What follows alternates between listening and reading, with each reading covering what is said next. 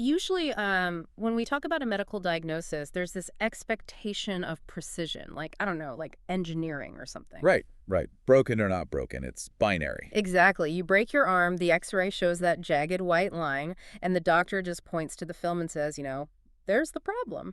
And frankly, it's incredibly comforting to have that objective visual proof sitting right in front of you. Yeah, but then you step into the world of female sexual health, and suddenly that x-ray machine is just, well, it's completely useless. Oh, entirely. Yeah. The whole diagnostic landscape is incredibly murky.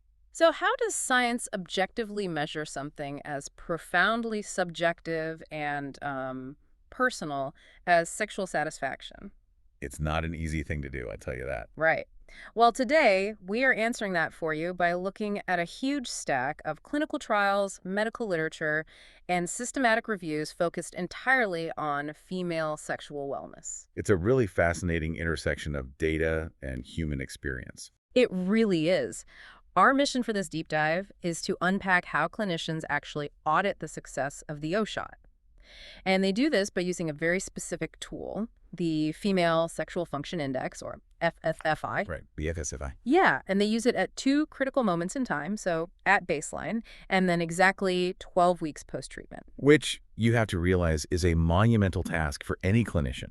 I mean, you are taking human emotion, intimate physical sensation, and overall psychological well-being, and attempting to convert all of those abstract concepts into hard, actionable math. Actionable math, exactly. But before we can even look at the math, I think we need to establish the biology that dictates all of this. Yeah, the biological foundation is crucial here. Right, because for those of you following regenerative medicine, you are likely already familiar with the basics of the OSHOT. A clinician draws a patient's own blood, they isolate the PRP. That's platelet-rich plasma, yeah. Right, the platelet-rich plasma, and then injects it directly into the vaginal and clitoral areas. And we know PRP is just packed with growth factors. Highly concentrated growth factors. Yeah. But looking at these clinical trials, the timeline is what really jumps off the page for me. Clinicians are almost universally zeroing in on this 12-week mark to audit the results. And the timeline is the entire key to understanding the procedure's efficacy. Because, PRP is not a pharmaceutical compound. Right, it's not a drug. Exactly. It is not some synthetic chemical designed to artificially manipulate your system for, a few hours.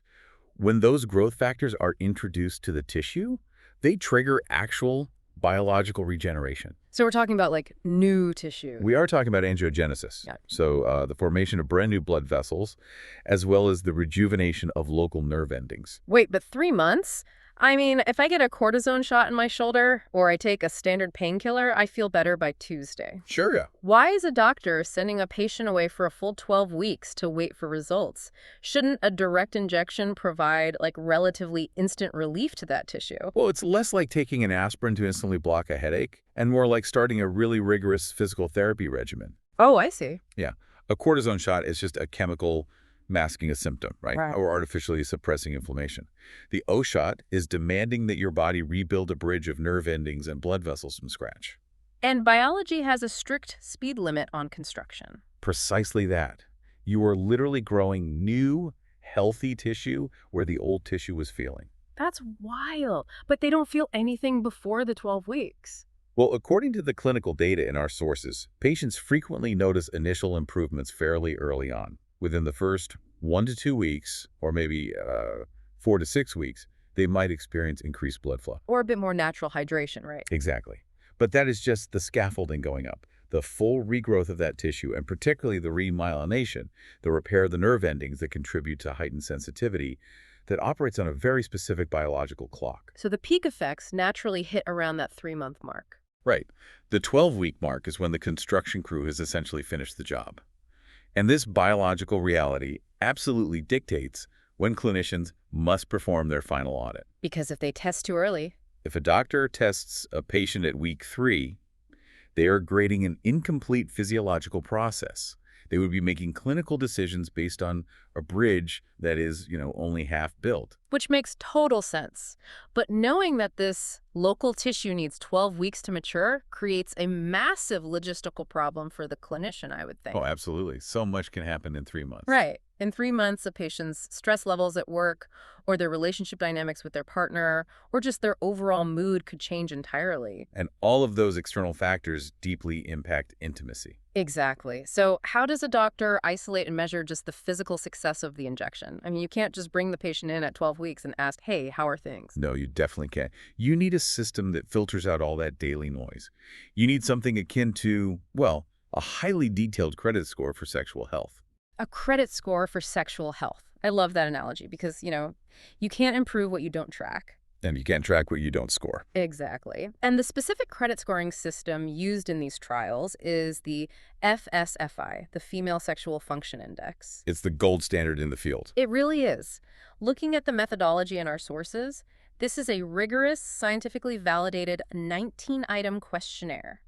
It asks patients to evaluate their experiences specifically over the past 4 weeks. Right, not just a snapshot of a single day. Yeah, grading them across 6 very distinct domains. So that's desire, arousal, lubrication, orgasm, satisfaction, and pain. And those 19 questions are designed to be highly specific. It isn't just, are you happy? Right. It asks questions along the lines of, over the past 4 weeks, how often did you feel sexual desire or interest? Or how difficult was it to become lubricated during sexual activity? And the patient answers on a 5-point scale, right? Yes, mostly a 5-point scale. And for certain questions regarding physical mechanics, there is actually a 0 option if there was simply no sexual activity to report. Now, looking at the scoring mechanics in the sources, the math here isn't just a simple addition problem where every question is treated equally. No, it's a bit more complex than that. They apply a specific weighted multiplier to each domain. So, for instance, a patient's raw score for desire is multiplied by 0.6. Correct. But arousal and lubrication are only multiplied by 0.3. Why is psychological desire mathematically weighted twice as heavily as physical lubrication? Well, that weighting system counts for the profound complexity of human biology. Lubrication is primarily a mechanical parasympathetic nervous system response. Meaning it's more of an automatic physical reaction. Exactly. It can, and sometimes does, occur even if a person isn't experiencing deep, subjective psychological desire. It's localized. But psychological desire, that requires a much higher threshold of overall well-being, neurochemical balance, and systemic health to achieve. Oh, wow. So by weighting desire at 0.6, the FSFI ensures that a treatment isn't just creating a purely mechanical physical response. Right. It makes sure it's actually moving the needle on the patient's holistic internal experience. It anchors the score. It prevents a treatment that only acts as a localized lubricant from artificially inflating the patient's overall sexual health grade. That is so smart. And when you sum up those weighted domain scores, you get a total score that ranges from a minimum of 2.0 to a maximum of 36.0. Yes, but the critical anchor point in this entire system, the number every single clinician is watching, is 26.55. Because a total score below 26.55 is the established, universally recognized clinical cutoff for sexual dysfunction. Any score below that line indicates a level of dysfunction that is likely causing personal or psychological distress to the patient. To give you some context on what that looks like in the real world, because, numbers in vacuum don't mean much, the sources highlight a crucial reality about the baseline. The baseline scores are very revealing. Yeah. When women who are actively psychologically distressed by sexual dysfunction first walk into a clinic for a consultation, they usually have an average baseline score hovering around 20. Right.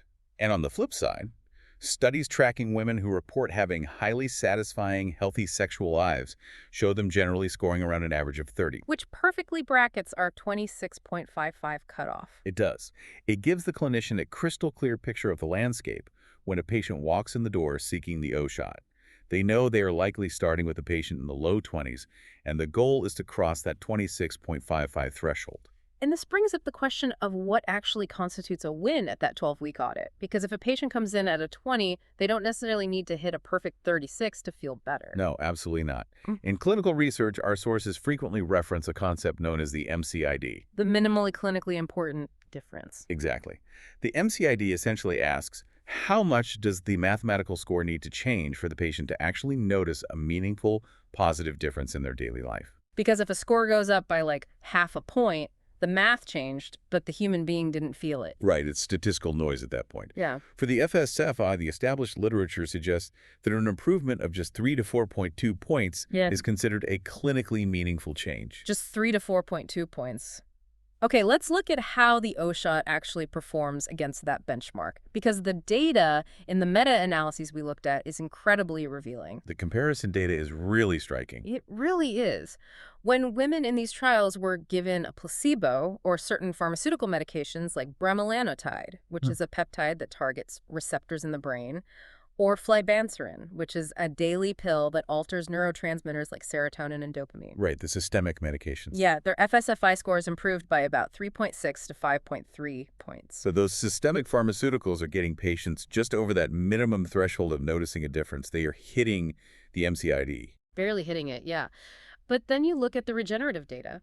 When you look at a procedure combining the O-shot with Clitoxin, which, by the way, is a specialized topical serum designed to deeply relax smooth muscle tissue and promote vasodilation, the average score jumped by 12.6 points. Which is massive. A 12.6-point jump is nearly triple the benchmark for a meaningful clinical difference. Triple. Yeah. It demonstrates the compounding power of addressing the local tissue health directly rather than just altering systemic brain chemistry. There was also a 12-week study that directly compared PRP injections to traditional estrogen treatments. And at week 12, the PRP group scored a highly significant average of 24.13.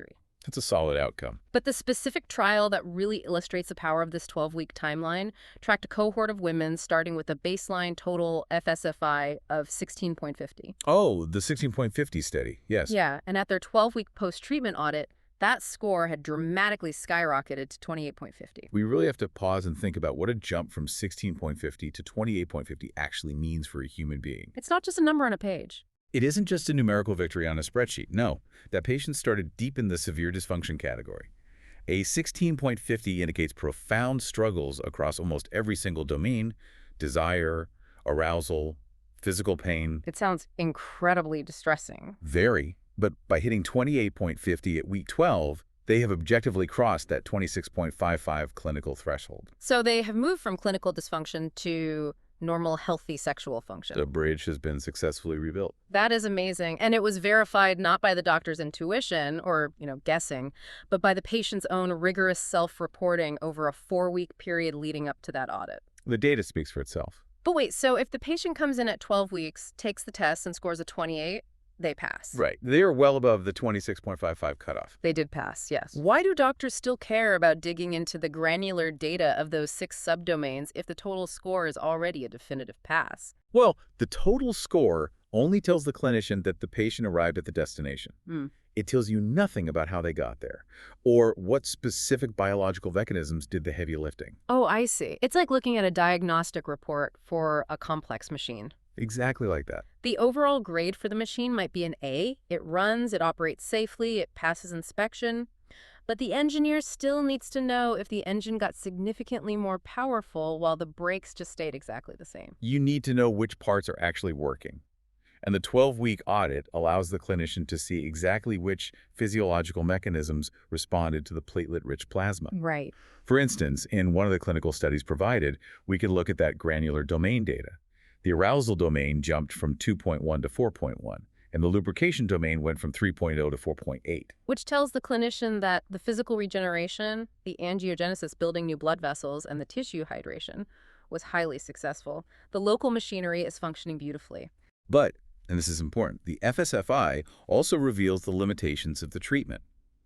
The O-shot is powerful, but it is not a magic wand that uniformly fixes every single metric perfectly for every single person. Right, and the data in the pain domain really highlights this, because in that exact same study where 5 of the domains saw massive statistically significant improvements, the pain domain showed no significant change. Not at all. The data lists the p-value for pain at 0.085, meaning the change wasn't statistically significant enough to attribute to the treatment. Exactly. The treatment successfully resolved desire, arousal, lubrication, orgasm, and overall satisfaction. All the big ones. Yes, but the physical pain during intercourse did not meaningfully resolve. Which, to me, just proves that the FSFI is a precise diagnostic instrument, not just a marketing tool designed to make every regenerative treatment look flawless. It caught the specific failure point. And that failure point is vital clinical data. If a patient crosses the total score threshold and feels vastly better overall, but their pain domain is still lagging at week 12, the clinician knows exactly what to do next. Because the pain in this scenario is likely anatomical or structural. Right, not just a lack of healthy tissue or blood flow. It could be something like an episiotomy scar, a surgical cut made during childbirth that healed improperly and is causing tight, restrictive scar tissue. Or it could be severe pelvic floor tension. Right. And platelet-rich plasma can do a lot of things, but it cannot fundamentally rewrite the structural tension of a deep episiotomy scar on its own. No, it can't. But because the doctor has this granular domain-specific data from the 12-week audit, they don't just throw up their hands, they pivot. They adjust the plan. Exactly. They can now incorporate targeted therapies like pelvic floor physical therapy or scar tissue mobilization to address the one domain the OSHOT couldn't reach. It just makes so much sense why clinicians rely so heavily on this 12-week FSFI audit. It acts as the ultimate bridge between biology and human experience. It really does. It aligns perfectly with the body's actual regenerative timeline, giving those growth factors the full 3 months they demand to build new tissue, vascular networks, and nerve endings. And then it uses the FSFI to take highly subjective personal feelings and transform them into objective, actionable medical data.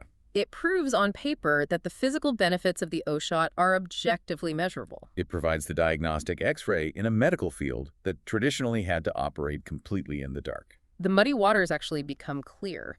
But before we wrap up today's deep dive, there is one final, somewhat provocative thought I want to leave you with, something that really struck me as we were analyzing the math and the mechanisms in these sources. Let's hear it. So the FSFI measures purely physical mechanics, like lubrication or pain. But as we discussed, it also measures highly subjective, deeply psychological domains like desire and satisfaction. Right, the 0.6 multiplier. Exactly. Now, the O-shot is a purely physical, localized treatment. You are literally just injecting plasma to increase blood flow and regrow cellular tissue in one specific area of the body. Yes. Yet the data shows that this purely physical intervention dramatically raises scores in those psychological categories of desire and satisfaction at the 12-week mark. It is a profound correlation. You are treating the local tissue, but you are elevating the holistic mind. It makes you wonder, how much of what we consider to be our psychological drive, our mental interest, our intimate desire, how much of that is actually just sitting downstream of our physical, cellular tissue health? That is a great question. Right. If fixing the blood flow and the nerve endings in the local tissue reliably fixes the desire in the mind, well, the mind and body are vastly more connected than we sometimes give them credit for. It completely challenges the traditional medical separation of psychological therapy and physical sexual health. It suggests that sometimes the mind cannot thrive if the local tissue is starving for resources. It goes right back to what we said at the start. The diagnostic X-ray might be broken when it comes to human desire, but maybe the cellular health of the tissue itself holds the real picture. I couldn't agree more. Thank you so much for joining us on this journey today. Keep asking questions, keep looking at the data, and keep digging deeper into the science of your own health. Until next time.